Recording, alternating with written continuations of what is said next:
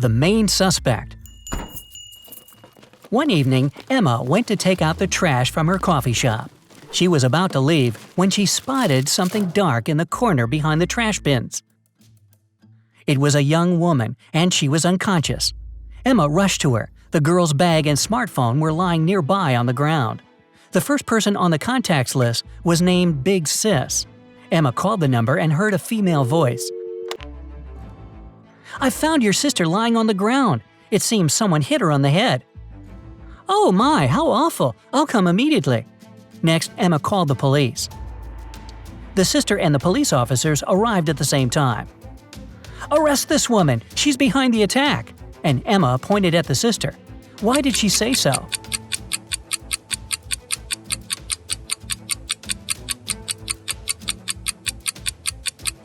She didn't tell the sister where to come. How did she know the address? A lost watch.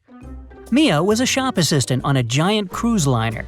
Once she found a super expensive watch in the boutique she worked in and announced it on the radio. Soon, 4 people appeared. Each of them claimed it was their watch. Mia looked at all of them attentively and realized who the watch belonged to. Can you figure it out too?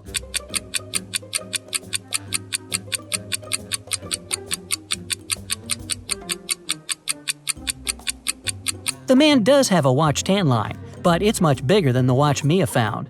The young girl already has a watch on her left hand. Why would she wear the second one?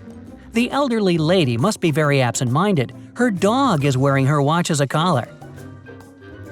So, the watch must belong to the teenager. A missing detective. Detective Henry Parker went missing while investigating a tricky case. His friend, Detective Davis, discovered that one of their colleagues was behind this disappearance. Davis visited Parker's home, and his friend's wife gave him a note. "Henry asked me to give it to you if something happened to him. Please find my husband." On the note, there were just 4 letters, 2867. Davis started to question his colleagues. "I've been on vacation all week, don't you remember?" said Tess. Jack was worried. "I haven't seen Parker for a couple of days. Do you think something awful has happened to him?" And Nora replied, "I'm just a trainee. Detective Parker gave me a task, and I was busy doing it."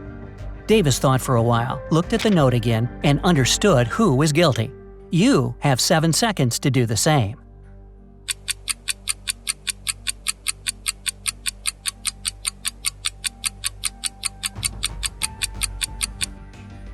It was Tess.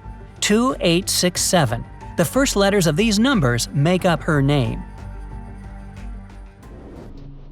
A mysterious scientist. Joanna made a bet with her friends. She had to go to a deserted house in the middle of their town at night. No one lived there, and the house was supposed to be demolished soon. But rumor had it a mad scientist used that building as his lab. It was about 3 a.m. when the girls saw a gloomy, large building. The door was slightly ajar. She entered and saw a huge dark hallway. Suddenly, someone switched on the light and Joanna saw a bizarre-looking man in a lab coat. He stood there and stared at her for a few seconds before saying, "Good morning, I'm Dr. Clark." "But you aren't real," Joanna exclaimed.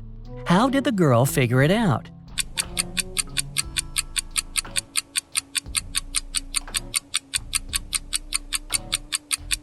Even though the scientist had a reflection in the mirror, he didn't cast a shadow. It was a hologram. Granny's Riddles.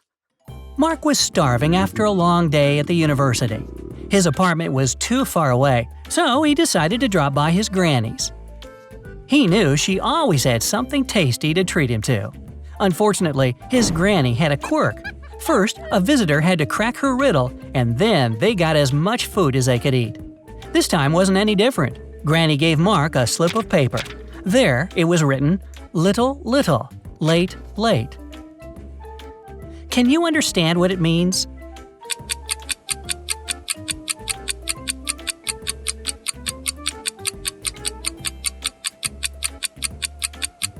Too little, too late. An accident in a dance studio. Once, a dance studio owner found Dylan, one of the instructors, lying on the floor in one of the rooms. Someone had hit the man on the head. The owner called the police. They questioned the dance studio workers and visitors and found 3 suspects. Chloe, a regular, said she hadn't visited the studio for several days. She had several days off and spent them sunbathing on the beach. Ethan, another instructor, told the police his friend had called him and asked for help. That's why he had left the studio before Dylan came to work. Layla, Dylan's girlfriend, admitted they had quarreled earlier in the morning, but after that, she went to her best friend to talk about this situation. The police officers understood right away who was behind the attack.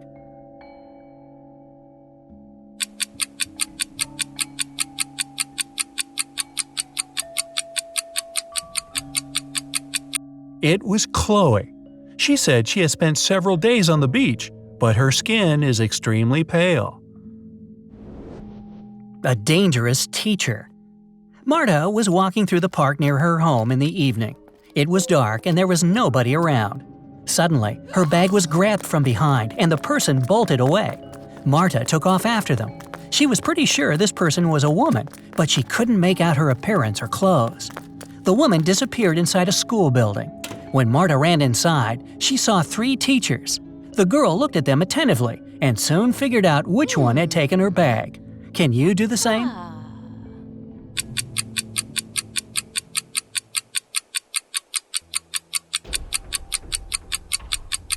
The woman in the middle wouldn't be able to run away with a cast on her leg. The one on the right doesn't have anything in her hands. Where would she hide Marta's bag so quickly? But the woman on the left has a big shopper bag on her shoulder. A real teacher wouldn't need to carry it in the classroom. Only one portal. Luke took part in a scientific experiment, but something went terribly wrong. He ended up in a place where there was nothing but 3 portals. One of them led to a polar desert in Antarctica. The second one opened into a volcanic crater filled with molten lava. And behind the third portal, there was the dinosaur age with huge diplodocuses roaming around. Which portal should the man choose?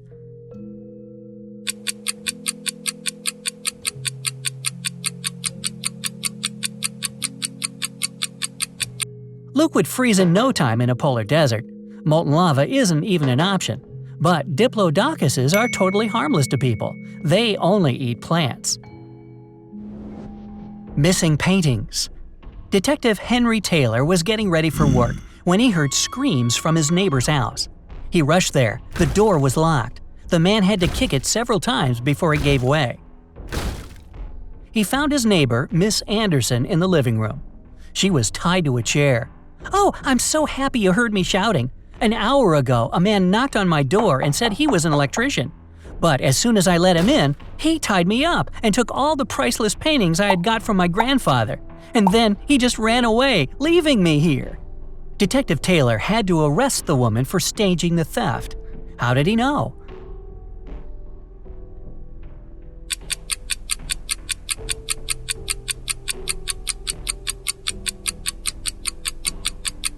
When he tried to get into the house, the door was locked from the inside.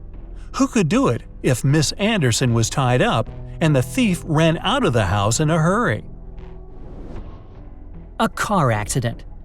Emily had been dreaming of having her own car for ages, and finally she got it. The girl was so happy that she immediately went for a drive. She was a careful driver and never broke any traffic rules. But suddenly, she heard a nasty screeching sound and was jolted forward. When she got over her shock, she saw a red Toyota disappearing into the distance. It was a hit and run. Emily was extremely upset. In an awful mood, she continued on her way. 10 minutes later, though, she saw the very same red Toyota parked near a cafe. Emily ran inside and saw 3 visitors. The girl didn't need long to figure out who the driver that had hit her car was.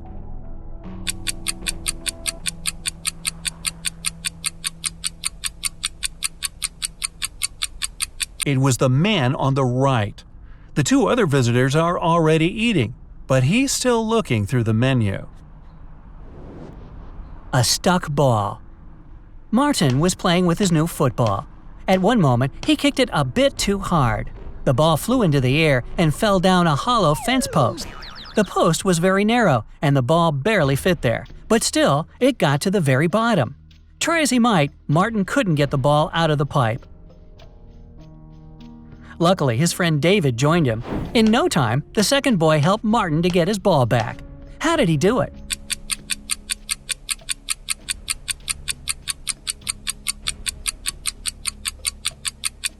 David used a water hose lying nearby. He filled the pipe with water and the ball floated up.